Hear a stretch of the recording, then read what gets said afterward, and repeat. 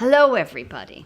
Welcome to Brainy Talks. Today we're going to have a double feature. The subject is pretty serious, but it's one that we have to explore. I call this Brainy Talks Warrior Mentality.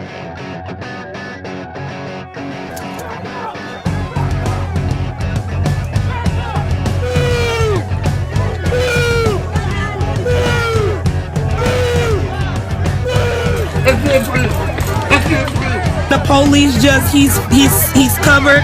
He ain't killed my boyfriend.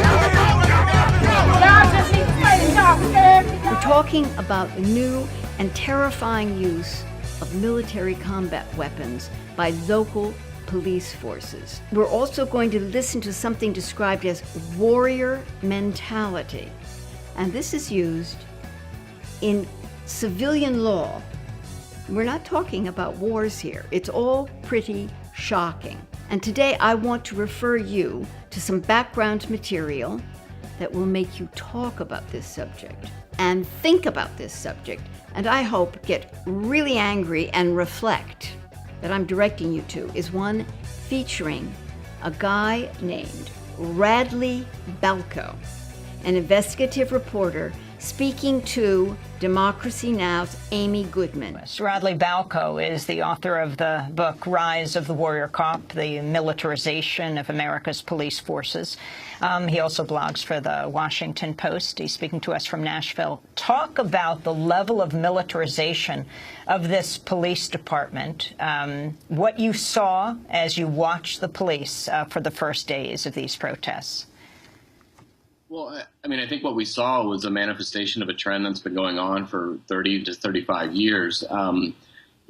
It seemed particularly bad in Ferguson, but, a lot of what we saw in Ferguson was the St. Louis County Police Department sending in their SWAT teams and tactical teams to, I guess, what they would call preserve order in Ferguson. This has been happening, as I said, since about the early 1980s. The transfers from the Pentagon of surplus military equipment, we're talking tanks, armored personnel carriers, grenade launchers, helicopters, that began early in the Reagan administration informally, and then it was formalized by Congress in the 1990s. We've had literally millions of pieces of military equipment have been exchanged this way. And then after September 11th, the Department of Homeland Security started sending out checks to buy new military-grade equipment from companies that have now sprung up to build that equipment. So, what we're seeing in Ferguson, this is not a local issue, really. I mean, this is something that's been driven by national policies, by policies that, Congress has approved of and has oversight of and could end tomorrow if they wanted to.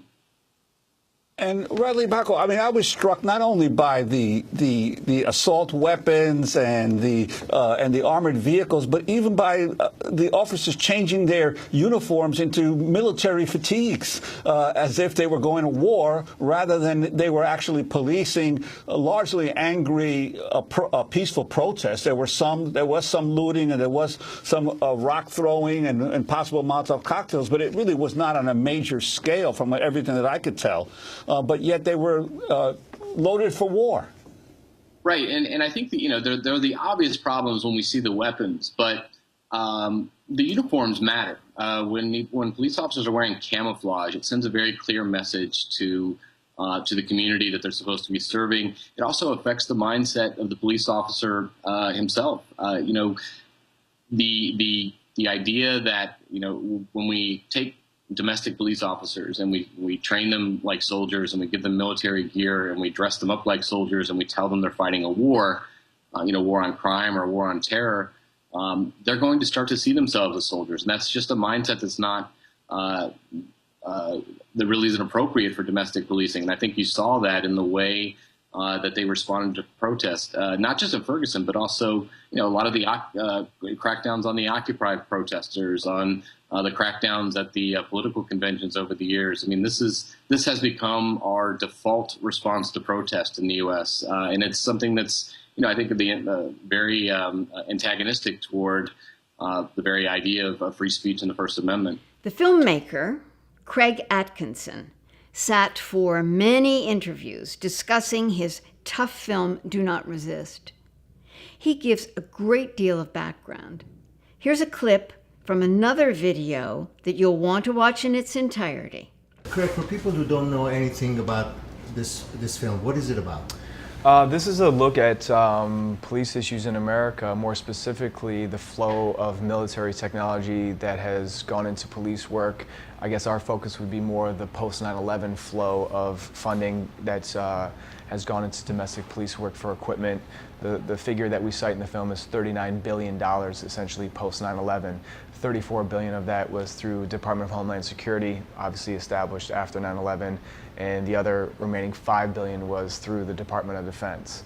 And so we've been looking at that flow of equipment, how it's being integrated into police work, and what that has caused to change in police work now that that equipment has been introduced. Why did you decide on this topic as a film?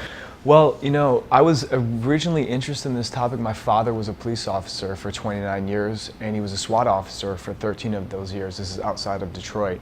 And I hadn't really thought about police issues or anything to do with SWAT until I saw the aftermath of the Boston Marathon bombing in April of 2013. And it was the first time that I had seen the level of equipment, the level of weaponry, but more specifically, I thought I was observing a shift in the mentality of the officers, which seemed as though it was more of an occupying force versus there to protect and serve. And what I mean by that is I spoke to citizens that experienced that exchange and said, yes, officers were entering our homes without warrants. We asked them not to. Some individual I spoke to said we got pulled out of our house, handcuffed face down in the grass, never told why we were being detained, no charges subsequently filed. And just observing that approach to the community, I thought that it was vastly different than what I remember my dad's era of policing to be. By no means was that a perfect era whatsoever. It just seemed as though something had shifted, and I was curious to know what had shifted, and that was the initial motivation. That was about a year prior to the events in Ferguson, and clearly once the events in Ferguson happened, it became a national topic, but we were more in production a year prior with this original motivation. The excellent Terry Gross of Fresh Air on NPR recently interviewed Matt Taibbi, a writer for Rolling Stone and the author of the new book, I Can't Breathe, concerning the highly publicized death of Eric Garner on Staten Island. I will read a short portion from the podcast, which you can listen to in its entirety by clicking the link. Again, we are talking about new and obviously overly aggressive approaches to law enforcement. This is from the interview with Terry Gross. This is Matt speaking about his book. The police take pictures of neighborhoods, and if they see people who they believe don't have the right appearance, they want the police to clean up the blocks. And so Garner was sort of a target of police because he was big, because he had a kind of slovenly appearance, and because I think there are certain people who decided that he was just unseemly to look at. Here's a civil rights procedure in this state, Article 58. I believe it is, which says any information that might pertain to evaluating the performance of a police officer is to be kept private. So, even though they are police officers, everything they do is for the public. They are paid by the public. They're performing a public service, but their actual record is not open to the public.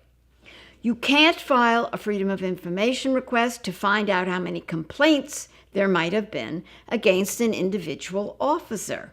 Now, the New York Times reports that Trump has reversed the Obama policy limiting military equipment availability to police, and this equipment can now be obtained by local police forces. This includes grenades. What are we to think about this?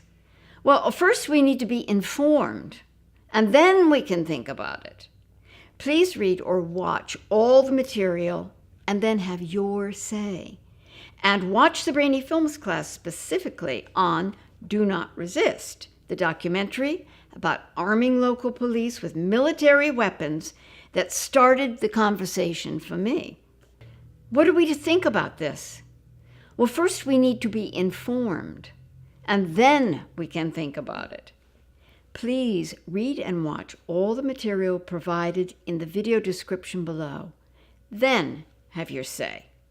And watch the Brainy Films class specifically on Do Not Resist, the documentary about arming local police with military weapons that started the whole conversation for me.